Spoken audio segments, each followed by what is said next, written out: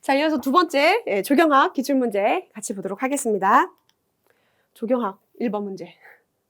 주거단지, 그죠? 뭐예요? 계획 문제예요.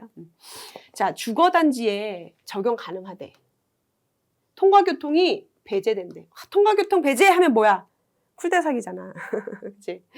통과교통이 배제되므로 안전성과 독자성을 확보할 수 있는 도로 패턴은 다음 중 무엇인가? 격자형, 방사형, 루프형. 물론 다루기는 했었어요. 우리가 기본학에서 다루기는 했었는데 이거는 통과교통 배제만 나오면 뭐야? 그치? 안전성과 독자성 확보. 칼대삭밖에 없어. 칼대삭의 유일한 특징들, 그죠? 그래서 여러분 교재 132페이지에 보시면은 칼대삭 이론. 그래서 칼대삭을 또 뭐라고 한다 그랬지? 우리 기본학에서는 대로형이라고 한다라고 했었어요, 그죠?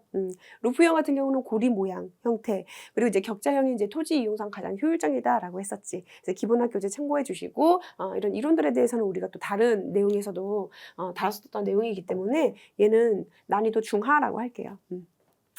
쿨대삭에 대한 개념만 알고 있어도 쉽게 풀 수 있는 문제. 스타트는 좋았어. 1번 문제. 그지? 자, 그럼 이제 두 번째 보자. 자, 다음에서 설명하는 지주목은 무엇인가? 이거 뭐야? 식재시공 관련된 문제예요. 그죠? 식재시공 관련된 문제인데 지주목이 나왔어. 그렇다면 봐봐. 삼각지주, 삼바리지주, 단각지주, 연계형지주에 대한 개념만 내가 알고 있어도 풀 수 있는 문제. 주간이 서지를 못한대. 주간은 뭐야? 이거는 지주목은 어디에 설치한다 그랬었지? 내가 기본학에서도 설명을 드렸었고, 그리고 이제 여러 문제풀이 할 때도 설명을 드렸었어요. 지주목은 교목에 설치하는 거라 그랬어요. 그죠? 네, 교목에 설치하는 그 식재 보조 재료야. 그래서 그 수목의 요동 방지를 위해서 그치? 설치해주는 보조 재료라고 했었잖아. 그래서 뭐 키가 큰 관목 같은 거, 그치? 막 수고가 막 3m가 넘는 그런 뭐 반송 같은 거, 그치? 그런 수목을 제외한 나머지 관목들은 지주목 설치 안 해. 그러니까 특수한 경우를 제외한 경우에는 지주목은 거의 대부분 교목에만, 그죠? 네, 설치를 한다라고 했었어요. 자, 그랬을 때 주간은 뭔지 알지? 메인 주 줄기가 똑바로 서지 못하는 묘목, 종자, 발화한 묘목 얘기하는 거야. 또는 수고 1.2m 미만. 수고 1.2m니까 얼마나 작아, 그지? 그래서 수고가 1.2m 미만의 수목에 적용하며 주간 바로 옆에 메인 주줄기를 얘기하는 거야, 그지? 이렇게 수목이 있다라고 쳤을 때 주간 바로 옆에 깊이 박는데 이 지주를 여기서 주간 바로 옆에 지주를 이렇게 썼어야 되는데 뭘 깊이 박는다는 얘기야? 물론 지주목이긴 하겠지만. 자, 그래서 지주를 깊이 박고 그 말뚝에 주간을 묶어. 얘를 이렇게 지주를 박았을 거 아니야, 그지? 그래서 주간을 그 말뚝에다가 이렇게 묶어, 그지? 그래서 수목을 고정한대. 이거 뭐야? 단각지주잖아. 삼각지주는 뭔지 알지? 평면에서 바라봤을 때 이게 수목이라고 치자. 삼각지주는 요거. 그래서 중앙에 이렇게 가로지르게 하고. 그리고 이제 산발이 지주는 뭐야? 산발이 지주는 수목이 이렇게 있을 때 산발이 지주는 이렇게 하는 거라 그랬잖아. 이렇게 하나 더 바깥에. 그치? 그래서 위에서 봤을 때 이런 식으로 120도, 120도, 120도 간격으로. 기억나지? 응. 지표 각도는 60도. 땅에 묻히는 깊이는 25에서 30. 기억나지? 이런 것들. 단각 지주는 설명했고, 연계형 지주는 뭐라 그랬지? 교목을 열식, 그치? 또는 램던 식재했을 때, 그죠? 이런 교목들을 서로 이렇게 연결하는 형태, 지주 형태라고 했었잖아. 그치? 요 개념만 알고 있어도 충분히 풀 수 있는 문제였어. 그래서 얘는 난이도 하라고 할게. 쉬운 문제였어. 그죠? 자, 3번 봐요. 조경수목의 병이 특정한 미생물에 의해서 일어난다는 것을 입증하는 로버트 코흐의 4원칙 대한 설명으로 옳지 않은 것은 무엇인가? 이 코어의 4원칙을 21년도 대비 예상 문풀에서 조금 다뤘었어, 내가. 그리고 이제 솔직히 그 21년도 대비 예상 문풀을 공부하지 않았더라도, 그죠? 강좌를 듣지 않았더라도 일단은 이 코어의 원칙이라는 건 봐봐. 이 코어의 원칙은 뭐를 기준으로 만든 원칙이래? 조경수목의 병이 꼭 이 사람이 코어 4원칙은 원래 이제 간호학에 나오는 생물? 간호학 여기 나오는 뭐 위생, 세균 뭐 이런 거하고 이제 병하고 관련된 이론이에요. 근데 이거를 조경수목의 병에다가 이론을 그냥 접목시킨 거야. 가지고 온 거야. 그렇기 때문에 병해충 관리에 있어서는 조금 이 이론이, 그죠? 필요하긴 하겠다. 그래서 이 병이 어떻게 옮겨지는 그 미생물이 일어난다는 그치? 그 원리에 대해서 이제 정리한 이론이기 때문에 일단 답 1번이라고 돼 있지. 우리가 이제 답을 기준으로 해서 생각하지 말고 자 순수 배양한 미생물을 접종을 하게 되면은 그러니까 순수 배양한 거잖아. 얘는 교접한 게 아니야. 뭐야 이게 쉽게 말해서 다른 그 미생물이 섞인 게 아니라 순수 배양한 미생물을 접종을 하게 돼. 사람이든 조경수목이든 접종을 하게 되면은 다른 병이 발생할 수 있어 없어. 순수 배양한 미생물인데. 그치? 동일한 그러니까 쉽게 말해서 순수 배양한 미생물이 있다고 쳐봐. 이 미생물을 A라는 수목, B라는 수목, C라는 수목, D라는 수목 여러 수목에 접종을 했을 때 서로 다른 병이 발생하겠어? 순수 배양한 순수 미생물인데 동일한 병이 발생해야 된다는 이론이야. 자, 그러니까 쉽게 말해서 이거를 이제 조경수목의 병충해에다가 이제 대입을 해서 생각을 해봐. 그치? 벚나무 빗자루병도 그렇고, 이런 진균에 의해서, 곰팡이에 의해서, 그치? 이런 것들은 다른 수목들의, 이렇게 수목이 다르다고 해가지고 다른 병이 발생하지 않잖아. 그렇게 생각하면은 그냥 어느 정도는 풀 수 있는 문제라고 하자. 미생물은 분리되어 배지상에서 순수 배양돼야 돼.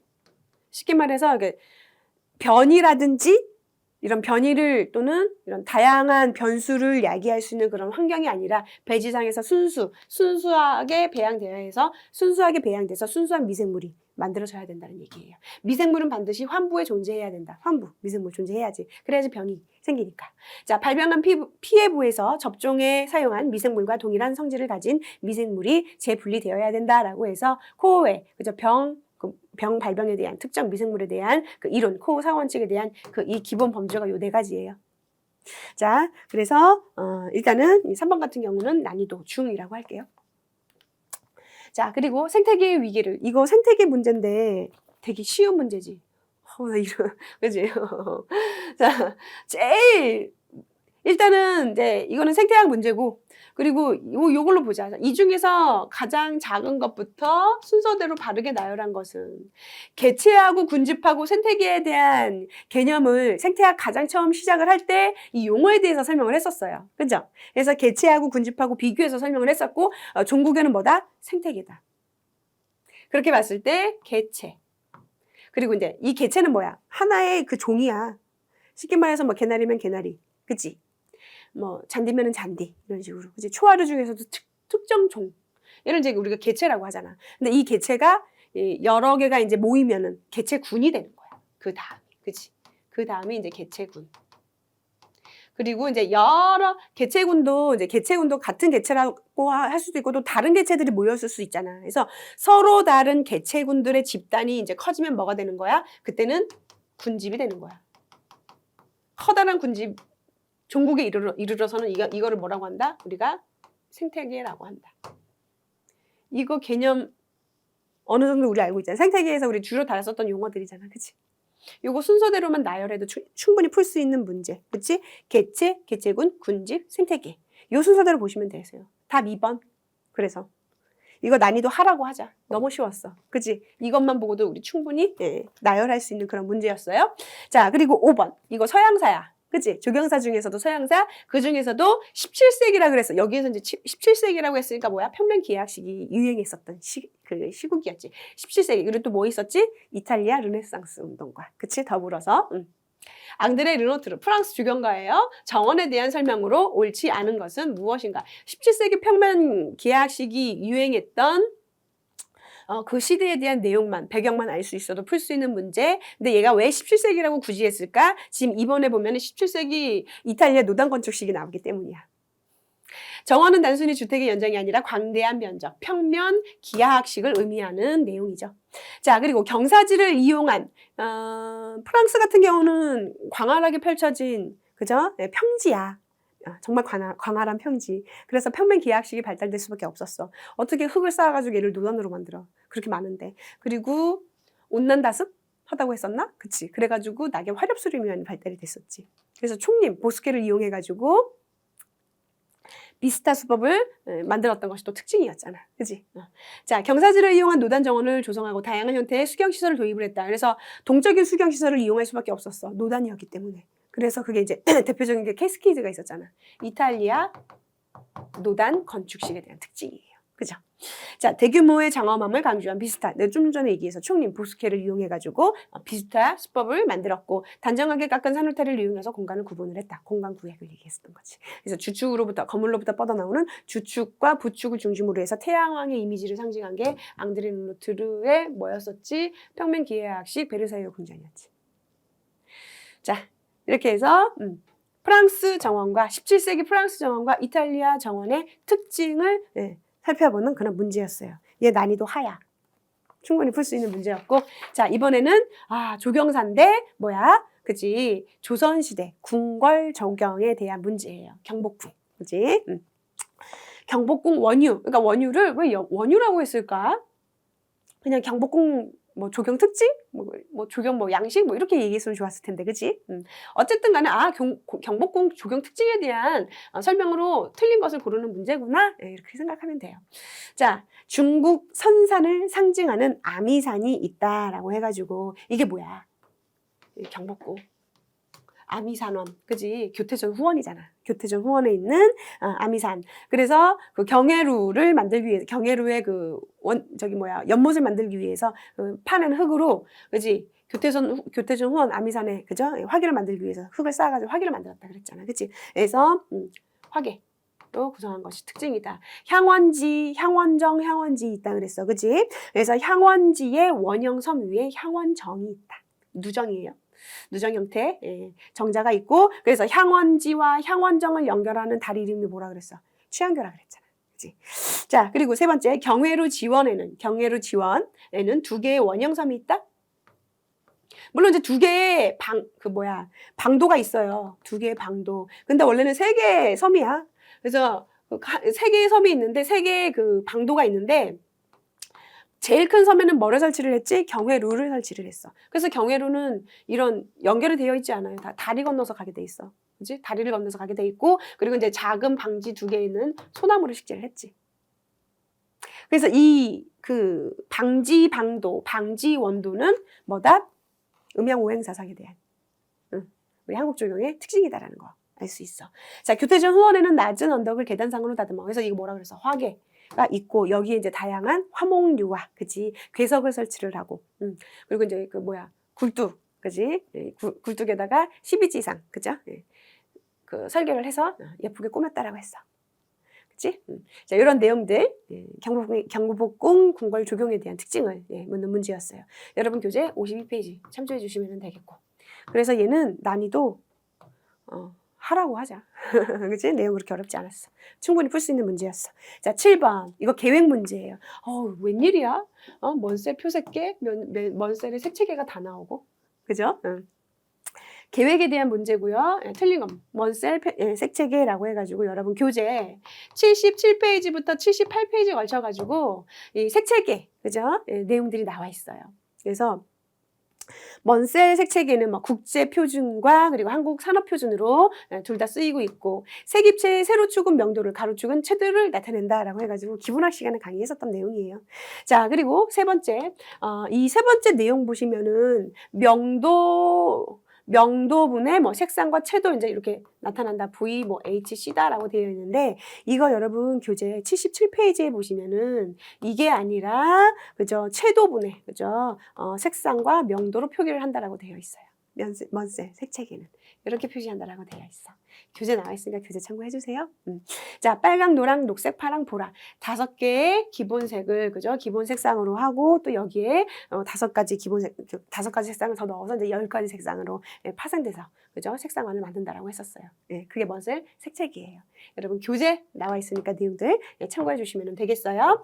근데 이거는 이제 우리가 기본학에 있는 내용이지만, 연습 문제라든지 이런 문제에서 다루지 않았기 때문에 이게 그냥 중이라고 하자, 난이도. 자, 그리고 이어서 원가 계산에 대한 공사비 산출. 이거 뭐야? 시공 그리고 적산에 관련된 내용이지. 그죠? 원가 계산 공사비 산출 방법에 대한 설명으로 옳은 것은 했는데, 봐봐. 지금 용어에 대한 개념이에요. 그죠? 그래서 지금 여기 산업재해보상보험료는 우리가 조금 다루지 않았었던 내용인데, 재료비에 대한 개념 정의, 경비에 대한 개념 정의, 일반 관리비는 어떻게 산출이 되는지 요거 여러분 교재 263페이지 참고하시면은 뭐 어느 정도는 풀 수 있는 그런 문제였어요.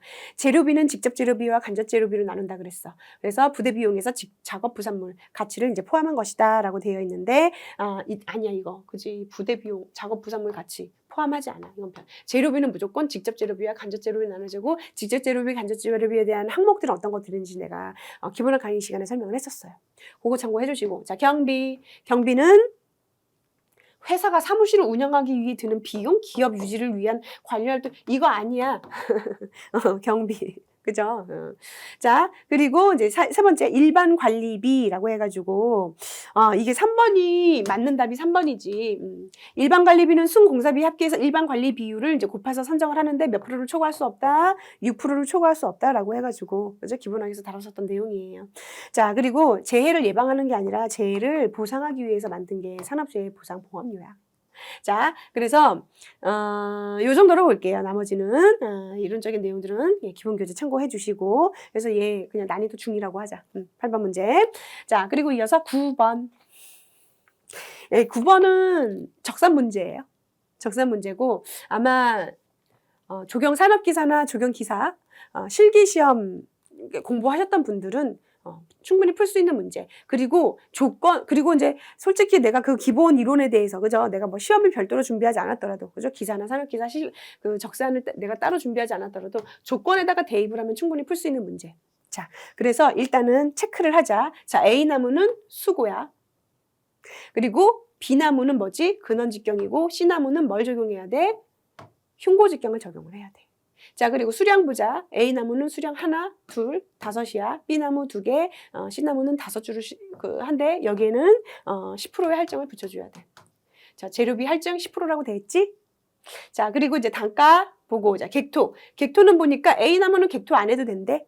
객토 필요 없어. 그런데 B나무하고 C나무는 객토를 해야 된다. 그러면 객토가 필요한 나무는 식제품에 뭐를? 10%를 가산을 한대. 식제품에서.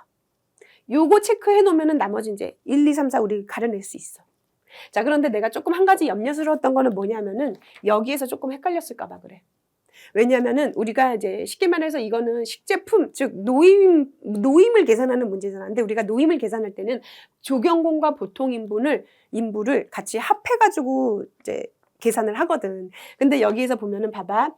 A나무 식재공사에 필요한 조경공은 B나무 식재공사에 필요한 보통인부의 총수는이라고 했어. 조경공과 보통인부를 따로 분리를 해놨기 때문에 내가 이게 조금 염려스러웠어. 혹시 이거 식재공사에 필요한 조경공이라고 하니까 이거 조경공 보통인부 다 믹싱해가지고 이거 계산하면 어떡할까?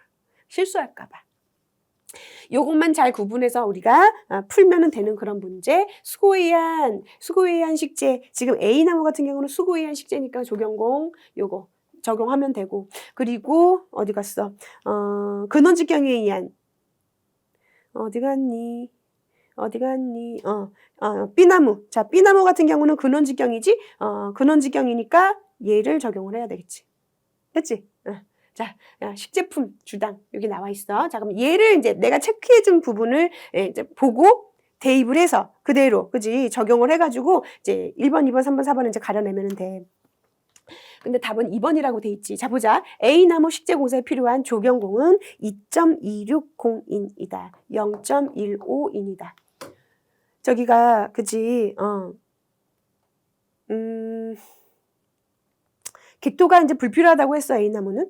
자, 그리고 수량이 하나잖아. 그렇기 때문에 얘가 조경공이라고 했기 때문에 0.15인이 되는 거야. 수고에 의한 식재잖아. 그치? 객토 불필요해. 그렇기 때문에 10% 가산하지 않아도 돼. 그래서 요거 그대로 적용하면 되고. 자, 2번 보자. B나무는 뭐에 의한 식재품을 적용해야 돼? 근원직경에 의한 식재품을 적용을 해야 돼. 자, 그래서 얘를 보통인부니까 얘가 되는 거야. 그래서 총수는 이거 총수라고 되어 있지. A나무 같은 경우는 수량이 한 주이기 때문에 거기에 대한 보통인부도 거기에 이제 적용해서 풀면 되는 문제고. 그런데 지금 어디 갔니? 이거 B나무라 그랬지. B나무 같은 경우는 수량이 2주잖아. 근데 여기에 대해서 보는 거야. 지금 보통인부라고 했으니까 0.13에다가 곱하기 주수를 곱해줘. 그러면 이제 약 0.26이 나오거든. 근데 여기에 객토가 필요하다 그랬잖아. 그래서 객토 10% 더 가산을 해줘야 돼. 그러면은 이제 0.286이 나오는 거야. 그치? 자, 그리고 세 번째 수목 할증은, 여기에 대한 수목 할증은 뭐지? 재료에 대한 할증을 얘기를 하는 거예요. B나무와 C나무에만 적용한다라고 되어 있는데 아니야, 수목 할증은 전부 다 A, B, C 나무에 전부 다 적용을 해줘야 되는 거야. 예외는 없어. 자, 그리고 네 번째, C나무 식재공사에 필요한 수목 재료비는 50만 원이다라고 되어 있는데 내가 아까 이 수량에다가 10% 수목 재료비 할증 해줘야 된다 그랬지. 할증은 뭐라 그랬지? 할증은 재료에 대한 할증을 왜 붙여준다 그랬을까? 기억날 거야, 여러분. 모든 조경 그 공사에 들어가는 재료에는 다 할증을 붙어. 손실을 감안해가지고 그게 이제 재료마다 조금 다르긴 하는데 여기 수목 같은 경우는 지금 10%의 할증을 준다 그랬잖아. 그렇기 때문에 재료비에다가 할증을 붙여줘야 돼. 몇 프로? 10% 재료비잖아. 그렇기 때문에 이 단가에다가 수량을 곱해주고 여기에다가 10% 할증을 붙여주게 되면은 55만 원이 나온다고. 됐지? 그래서 이 표와 그리고 당구장 표시되어 있는 이런 것들을 다 조건들을 대입을 해서 풀면은 충분히 풀 수 있는 문제. 우리가 다루지 않았던 부분이긴 하지만 조건이 이미 충분히 주어졌기 때문에 이렇게 풀어보도록 하자. 그래서 난이도는 중이라고 할게. 자, 여기까지 몇 번이었니? 자, 9번이었어요.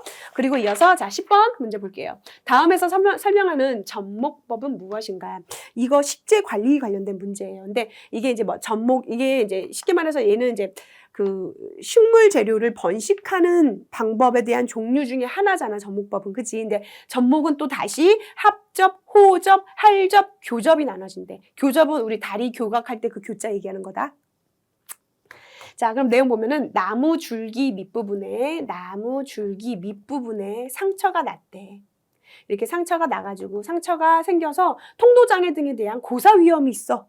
그러니까 그만큼 상처가 많이 났다는 거야. 그래서 상처난 줄기에 상하부를 이어주는 다리 역할의 접수를 조지하에 붙여준대. 이거 이렇게 쉽게 말해서 이렇게 이제 나무, 그죠? 밑부분에 상처가 났어. 그래서 얘를 새로운 접수 있지? 그러니까 건강한 접수를 이렇게 윗부분하고 아랫부분에 이렇게 다리처럼 이렇게 연결시켜주는 거래. 이거 교접에 대한 내용이에요. 그렇다면 이제 나머지 합접을 맞접이라고도 해요. 합접을 맞접이라고도 해. 그래서 합접 같은 경우는 쉽게 말해서 그 대목과 접수가 규격이 똑같을 때 얘를 이렇게 자르고, 그치? 이렇게 잘라가지고 같이 붙이는 거야. 그치? 이렇게 해가지고 서로 맞붙이는 거야. 여기 부분을 같이 맞붙여. 그래서 이렇게 붙여가지고 테이프나 이렇게 집게로 찝어주는 게 합접 또는 맞접. 그리고 이제 교접은 내가 설명을 해줬고, 그리고 이제 호접 같은 경우는 호접은 그 뿌리를 가진 접수, 그치? 뿌리를 가지고 있는 접수를 대목에다가 같이 이렇게 접목하는 게 호접이에요. 그래서 얘는 이제 뿌리를 가진 접수를 가지고 이제 접목을 하는 게 그게 특징적인 것이고, 그리고 이제 할접 같은 경우는 할접은 말 그대로 이제 대목이 있을 거 아니야? 이렇게 이제 대목이 있겠지? 대목 윗부분을 잘라. 줄기 횡단을 잘라서 여기에다가 이제 접수를 갖다가 이렇게 꽂아주는 거야. 이게 할접이에요. 그래서 10번 문제 같은 경우는 이제 접목법에 대한 이제 세부 내용에 대해서 살펴보는 그런 문제였어요. 근데 우리가 이제 요거는 이제 조금 여러분들이 그죠? 쉽게 접할 수 있는 그런 내용들이 아니었기 때문에 중상이라고 할게. 난이도는. 자, 그리고 이어서 문제 11번. 생태 통로 설치 및 관리 지침상 포유류용 터널형 생태 통로에 대한 설치 요건이 아닌 것은 무엇인가? 그죠? 이거 좀 난이도 상이에요. 네, 중상 또는 상에 이제 속하는 내용인데, 내용을 잘 면밀하게 살펴보면은 크게 어렵지는 않아요. 우리가 이제 기본적으로 NCS 조경생태 그쪽 생태보건 시공하고, 그리고 이제 그 생태보건 쪽 이제 했을 때 생태 통로하고 관련된 시공, 설치 기준, 설계 기준에 대한 시공 기준에 대한 내용들을 우리가 다루기는 했었거든요. 근데 이제 이렇게 디테일한 내용들은, 세부적인 내용들은 나오지 않았었어. 자, 이제 내용 보도록 할게요. 통로의 맞은편이 시각적으로 트이도록 해야 된다. 그래야 얘네들이, 야생동물들이, 그죠? 그 이제 시각적으로 트여 있는 통로 맞은편을 보고 이동을 할 수 있거든. 자, 그리고 보행자와 차량 접근과 이용을 최대한 배제하도록 설치를 한다. 그죠? 보행자 차량 접근이 잘 되지 않아야지, 그죠? 예. 그래야 예민한 야생동물들이, 민감한 야생동물들이 이런 생태 통로를 이용해서 이동을 할 수가 있어요. 자, 진입부의 식생은 주변과 유사하도록 식재하되, 여기까지는 맞았어. 자, 그런데 과밀하게 식재하는 것이 좋대. 아니요. 너무 과밀하게 식재하면은 이게 봐봐. 주변과 왜 유사하게 식재를 해야 돼? 그러니까 자연스럽게 식재를 하란 얘기예요. 그래야지 예민하고 민감한 야생동물들이 생태 통로를 의심하지 않고 그저 원활하게 이동할 수 있다는 얘기야. 과밀하게 식재하면 환경 조건이 바뀌기 때문에 생태 통로를 이용하지 않아요. 이거 내가 설명했었던 것 같아. 자, 그래서 3번이 틀렸어. 진입부는 인접한 자연지형과 자연스럽게 연결되도록 경사가 급하지 않게, 즉 완만하게 조성을 하라는 얘기예요. 그래서 내용을 면밀하게 잘 이해하면서 살펴보면은 그래도 어느 정도는 풀 수 있는 그런 문제, 난이도 중이라고 할게요. 자, 11번이었고요. 이어서 12번 문제. 이거 그냥 딱 답만 체크하고 바로 넘길 수 있는 문제야. 그치? 그래서 결과적으로 우리가 건설산업기본법 시행령 우리가 몰라도 풀 수 있는 문제야. 조경공사 하자 담보 책임, 쉽게 말해서 AS 기간 2년이라고 했었잖아. 그치? 그리고 이 조경 그 하자 담보 책임 기간 2년하고 같이 연계해가지고 모니터링 기간도 내가 연계해서 설명했었어. 그래서 초, 중, 장기 해가지고 설명했었던 거 기억나죠? 자, 13번 넘어갈게요. 그래서 얘는 12번은 그냥 난이도 하라고 할게요. 자, 그리고 13번 이번에는 이식에 관한 문제야. 이식을 할 때 손상된 뿌리로부터 흡수되는 수분의 수급 균형? 그러니까 수분을 빨아들이는 수급 균형을 위해서 수분 균형이라고 했으면 더 좋았을 텐데 이런 균형을 취하기 위해서 적당하게 가지나 잎을 다듬어주는 전정은 무엇인가? 이거 TRU를 고려를 해서 왜 지금 이식을 했으니까 이제 뿌리분이 이제 이렇게 잔뿌리가 다 끊겨 있을 거 아니야. 뿌리분이 돼 있을 거 아니야. 그래서 이 비율하고 TRU, 뿌리 루트하고 그죠?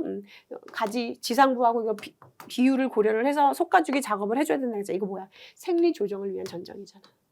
요 원리만 구조적으로 생각해도 통합적인 사고를 해도 충분히 풀 수 있는 문제. 그리고 얘는 난이도 그래서 중이라고 할래. 여러분 기본학교제 276페이지에 보시면 조형을 위한 전정이라고 해가지고 토피어리 수간 다듬기 내가 비유해서 설명했었어. 그리고 생장을 조정하기 위한 생장 조정, 그리고 생장 억제를 위한 조정, 생리 조정을 위한 조정 해가지고 6가지 내용들이 나와 있어요 교재에. 그래서 그 내용들 기본학 교재 참조해 주시면 되겠어요. 자, 그리고 이어서 14번 문제. 이거 어려웠지? 별표 쳐줄게. 이걸 어떻게 뭐 자생식물하고 재배식물을 그만한 거를 수백 종이 되는 걸 어떻게, 그지? 수천 종 되려나? 이거 다 합하면 수천 종 되는 걸 어떻게 다 외워? 그죠? 결과적으로 노린재나무, 돈나무, 매자나무는 자생식물이에요. 자생식물은 뭐야? 스스로 자라는. 내가 뭐 묘목을 심거나 종자를, 그지? 이렇게 파종하지 않아도 그냥 스스로 자생하는 식물을 얘기하는 거예요. 재배식물은 직접 재배를 해야 돼. 묘목을 갖다 심거나, 그죠? 재배를 해야 되는 거야. 종자를 심거나 묘목을 갖다가 심어서, 그지? 뭐 접목을 하거나, 그지? 이런 것들을 이용해가지고 그런 방법을 이용해서 재배하는 재배식물을 얘기를 하는 거예요. 그래서 국가 그 표준 식물 목록 가면은 자생식물, 뭐 재배식물이라고 해가지고 이렇게 다양한 식물들이 나오는데 그 종이 되게 많아. 그래서 우리 14번 문제는 완전 난이도 특상이야. 그냥 버리는 문제로 하자. 기능사 실기시험에 수목감별이라는 게 있어요. 하다못해 그 조경기능사 수목감별 그 이제 실기시험인 수목감별도 그 국가 그 표준 뭐 식물 목록이라고 해가지고 이게 아니라 그 수종을 정해준단 말이야.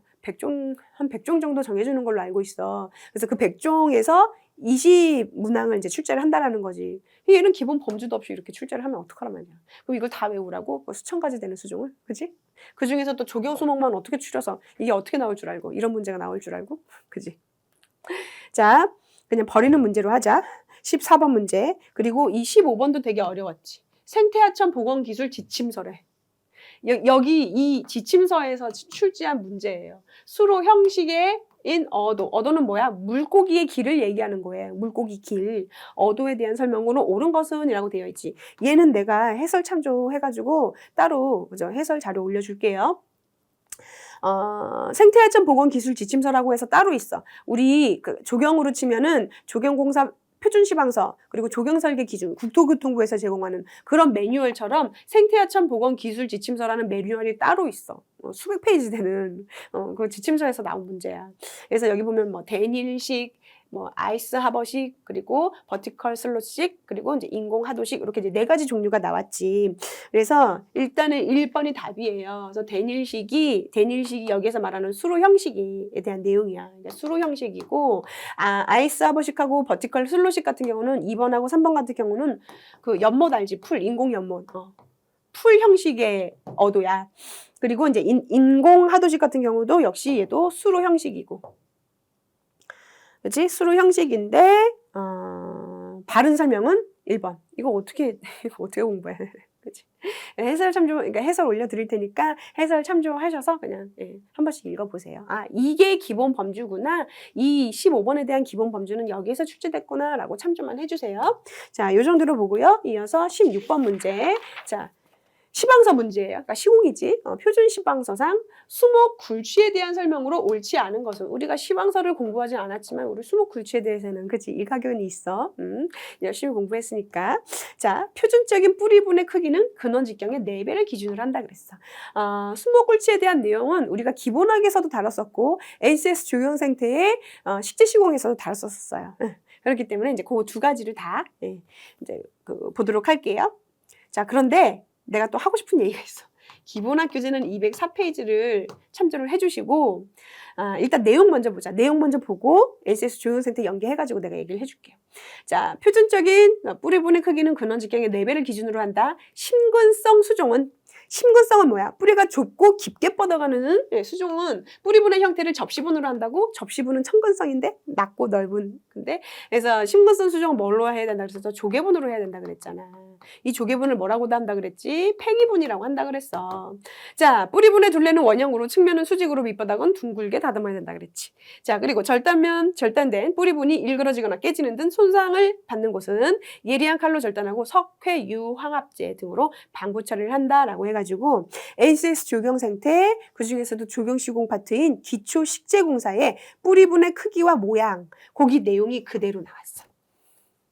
요거 빼고, 4번 문제 빼고, 4번 항목 빼고. 그래서 내용이 그대로 나왔으니까 기본학 교재하고 ACS 조경 생태 내용 참고해 주시면 되겠어요. 그래서 얘는 난이도 그냥 중하라고 하자. 자, 그리고 이어서 17번 문제. 이거 응애류를 방지하기 위한 응애류만 방지하기 위해서 개발한 약재. 뭐라 그랬지? 살비제라고 했잖아. 이거 ACS 조경 생태, 조경 관리 파트. 그 중에서도 충해 관리, 충해 방제에서 살충제, 살비제, 살선충제 요 3개에 대한 개념 달았었어요. 그리고 이제 살균제 같은 경우는 우리 기본학 교재에 나와 있어. 그래서 살선충제 같은 경우는 이제 ACS 조경 생태에 우리 출력물을 이제 빗대어서 이제 표현을 하자면 식물 뿌리에 선충을 방지하기 위해서 이제 사용하는 약재가 살선충제라고 했었고, 그리고 이제 제초제는 말 그대로 이제 잡초를 방지하기 위해서, 그지? 선택성 제초제와 비선택성 제초제 있다라고 했었어. 그래서 기본학 교재의 관리 파트하고, 그리고 ACS 조경 생태에 있는, 그죠? 뿌리분, ACS 조경 생태 조경 관리 파트, 그 2가지를 다 참조를 해서, 그죠? 참조를 했을 때 이제 우리가 그죠? 내용들 정리를 할 수 있는 그런 문제였어요. 그래서 얘는 한 난이도 중 정도, 중하 정도. 자, 그리고 이어서 18번 문제. 자, 시방서예요. 표준 시방서. 용어에 대한 정의 설명으로 옳지 않은 것은 무엇인가? 법규에 대한 타이틀. 조경설계 기준이라는 타이틀, 조경공사 표준 시방서라는 타이틀에 우리가 너무 연연하지 않아도 돼. 그치? 뭐를?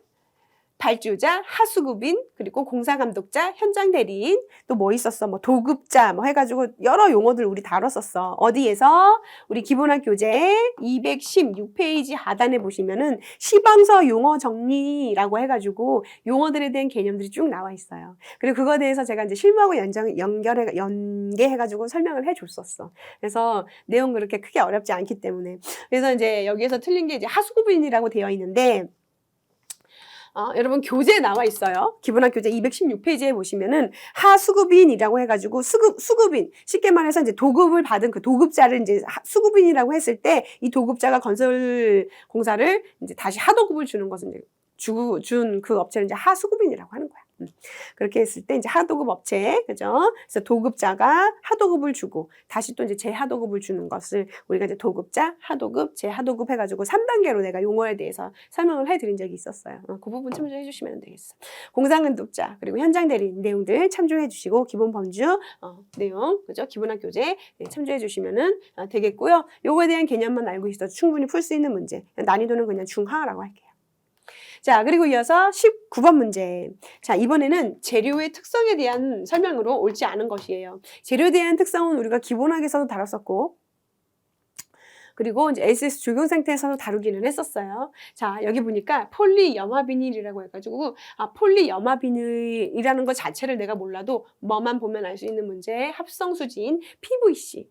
알 수 있는 문제, 이거 보면 알 수 있는 문제. 자, 이건 내가 잠시 후에 설명을 해줄게. 자, 벤토나이트, 그리고 비철금속인 구리, 섬유 보강 콘크리트. 콘크리트인데 뭐래? 섬유를 보강해가지고, 그러니까 쉽게 말해서 섬유 그 소재를 콘크리트에 넣어가지고 이렇게 사용하는 그런 재료라는 거야. 자, 그렇다면 일단 답은 1번이라고 되어 있지. 자, PVC, 열 경화성 수지로 온도 변화에 의한 굵기의 변화와 신축성이 작다라고 되어 있는데 아니야, 열 경화성. 자, 봐봐. 내가 지금 페이지는 못 알려줘서 미안하지만 여러분, 우리 기본학 교재 있잖아. 기본학 교재에 제일 먼저 그 시공 재료가 뭐부터 시작하지? 목재 재료부터 시작하지. 맞나? 목재, 그 다음 석재, 그 다음에 콘크리트, 그 다음이 아마 합성수지일 거야. 플라스틱 합성수지일 거야. 그지? 그 합성수지 내가 설명할 때 여러분들께 열 가소성 수지와 열 경화성 수지에 대한 그 차이점에 대해서 설명을 했었어. 그래서 거의 대부분의 PVC는 열 가소성 수지다라고 해가지고 내가 설명을 해줬었거든? 기본학 교재 한번 참조해 주세요. 그래서 PVC 합성수지는 열 경화성 수지가 아니라 열 가소성 수지야. 그래서 온도 변화에 의한 굵기의 변화와 신축성이 크지. 그래서 어때? 그러니까 열을 한 번 가해서 또 이제 내가 원하는 형태로 만들 수 있고, 얘를 또 다시 열을 가해가지고 여러 번 열을 가해가지고 내가 원하는 형태로 계속해서 만들 수 있는 게 열 가소성 수지의 특징이고, 그 대표적인 것이 PVC 합성수지 제품이라고 했었거든. 그래서 기본학 교재 참고해 주시면 되세요. 자, 그래서 1번을 체크를 해주면 돼. 그리고 벤토나이트는 SS 조형 상태에서 다뤘었던 용어였거든. 팽윤 특성을 지닌 가소성이 높은 광물. 그러니까 가소성이라는 것은 쉽게 말해서 내가 성형성이 좋다는 얘기야. 그러니까 성형이 그만큼 쉽다는 얘기야. 가소성이 높다는 얘기는. 자, 그래서 높은 광물로 생태 연못에서 방수 목적으로 사용되는 것이 벤토나이트야. 그래서 이거 용어에서 내가 SS 조형 상태에서 이 벤토나이트라는 용어에 대해서 한번 내가 설명했었던 걸로 기억나. 자, 비철금속인 구리 같은 경우는 전연성이 높대. 그치? 그래서, 즉, 성형성이 높고 내부식성이 우수해서 가공이 용이해. 예. 그리고 네 번째, 섬유 보강 콘크리트는 이제 섬유를 보강한 콘크리트이기 때문에 인장 강도라든지 저항성을 높이기 위한 목적으로 만든 것이고, 인성, 즉, 질긴 정도를 대폭 개선시킬 목적으로 만든 구조용 복합 재료가 바로 섬유 보강 콘크리트다. 그래서 이 섬유 보강 콘크리트 어디 가면 볼 수 있냐면은 요즘에 그 아파트 재건축이나 이런 신축 아파트 단지 같은 데 보면은 그 콘크리트를 이용해가지고 이러한 뭐 기반시설이라든지, 그죠?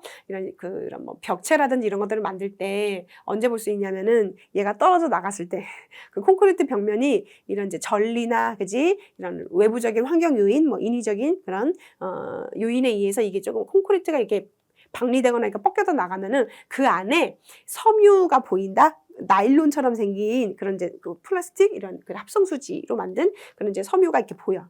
그것이 대표적인. 요즘 그래서 섬유 보강 콘크리트, 그죠? 네. 인장 강도나 이런 이제 성형성, 그죠? 이런 것들을 인성을 높이기 위해서 이런 것들 많이 사용을 해요. 자, 그래서 재료 특성에 대한 문제였고요. 얘는, 그죠? 열 경화성 수지와 열 가소성 수지에 대한 그 개념만 확실하게 구분할 수 있으면, 기본학 강의할 때 내가 설명했으니까, 그치? 그것만 구분할 수 있으면 충분히 가능할 수 있는 그런 문제였어요. 자, 그래서 얘 난이도 중이라고 할게요. 자, 이렇게 해서 이제 19번이었고, 어디 갔어? 이제 마지막 20번, 도경학 마지막 20번 문제. 다음에서 설명하는 개체군의 특성은 무엇인가? 이거 생태학 문제예요. 그죠? 생태학 문제인데, 일단은 내가 이 20번에 대한 타감작용, 경쟁 밀도 효과, 그리고 가우스 법칙, 요 이제 알리 효과. 그래서 요거는 내가 이제 별도로 해설 자료는 업로드를 해줄 거예요. 첨부해 줄 건데, 이거 여러분, 알리 효과, 엘리 효과, 이거 기본학에서도 설명을 했었고, 그리고 연습 문제과 문제 풀이할 때도 이 엘리 효과에 대해서 내가 해설해 주면서 설명 충분히 했었던 걸로 알고 있어. 그래서 엘리 효과에 대한 개념만 알고 있어도 충분히 풀 수 있는 문제야. 자, 봐봐. 생물이, 동물과 식물을 포함한 생물이 일정한 규모 이상의 집단을 형성함에 따라서 환경에 대한 적응도가 높아지고 종간의 협동이 일어나서 최적의 생존 조건을 형성을 한다라고 해가지고 여러분 우리 기본학 시간에 페이지 엘리 효과 관련된 내용이 페이지 315페이지에 보면은 내가 이거 기본학 강의할 때도 관련된 문제 풀이할 때도 이거 내가 그래프 개체군과 밀도에 대한 그래프 중간 0이라고 해가지고 마이너스 플러스 해가지고 처음에는 이제 변이가 많이, 그러니까 쉽게 말해서 이제 변수가 많이 불안정한 평형 상태라고 해가지고 변수가 이제 작용을 하다가 불안정한 평형 상태에서 어느 정도 자리를 잡아가면은 안정된 평면 상태를 이룬다라고 해가지고 요 그래프에 대한 이론을 그대로 적용을 하면 우리 충분히 풀 수 있는 그런 문제. 즉 알리 효과에 대한 개체군 특성을 묻는 문제였어요. 그죠? 그래서 타감작용이 뭔지, 경쟁 밀도의 효과가 뭔지, 가우스 법칙이 뭔지, 가우스 법칙은 별로 이 개체군의 특징과는 별로 상관이 없어. 그래서 이거를 내가 모르더라도 엘리 효과, 뭐 알리 효과 같은 말이에요. 요거에 대한 개념만 확실히 알고 있어도 충분히 풀 수 있는 문제. 그래서 일정 이상의 규모를 집단의 형성에 따라서 환경에 대한 적응도도 같이 높아져. 그러다가 종간의 협동이 일어나서 최적의 생존 조건을 형성하게 되는데 밀도가 매우 낮은 개체군은 상대적으로 생식률이 낮게 나타난다는 그런 경향이 있다라고 해서 요 엘리 효과에 대한 이론을 묻는, 정리하는 그런 문제였어요. 그래서 난이도 중이야, 이거는. 그치? 그래서 타감작용, 그리고 뭐 경쟁 밀도 효과, 요 두 가지에 대한 내용을 해설 참조해 드릴 테니까 참조해 주시면 되겠다라는 거 말씀드리면서 끝났지. 자, 이렇게 해서 9까지 9구 기출문제 조경학까지 해설해 드렸습니다. 자, 9까지 끝났어요. 그리고 이제 9까지 끝났으니까 이제 서울시 또 대비해야지. 네, 서울시 대비하실 분들 또 열심히 또 준비해 주시고, 그리고 1차 합격하신 분들, 9까지 1차 합격하신 분들은 면접 준비해야 될 거 아니야. 그지? 그래서 면접 준비 하실 때 학원으로 메일을 주시거나 연락을 주세요. 또는 뭐 홈페이지, 윌비스 홈페이지 우리 조경 강의가 있는 이제 회원들이라면 다 이제 글을 올릴 수 있어요. 이렇게 해가지고 1차 합격하시고 면접 준비하실 때 내가 가지고 있는, 그죠? 내가 가지고 있는 그런 면접 자료에 대한 그 자료가 있어요. 자료가 있으니까 그거 관련해가지고 제가 메일로 이제 요청하시는 그 수강생들에 한해서, 그죠? 네, 이은주 조경직 수강생들에 한해서 제가 자료를 제공해 드릴 테니까 1차 합격하시고 연락 주셔요. 왜냐면은 요거 이제 9까지 기출해서 끝나고 나면 나는 바로 지방직 동형 모의고사 이제 준비를 할 거란 말이야. 그러니까 이제 여러분들이 1차 합격하고 이제 면접 준비를 할 때쯤이면 나는 열심히 지방직을 하고 있겠지. 그치? 그래서 그때 이제 연락을 주시면 제가 최대한, 그죠? 자료를 여러분들께 제공을 해 드릴 테니까 연락 주시고, 여러분 고생 많으셨습니다.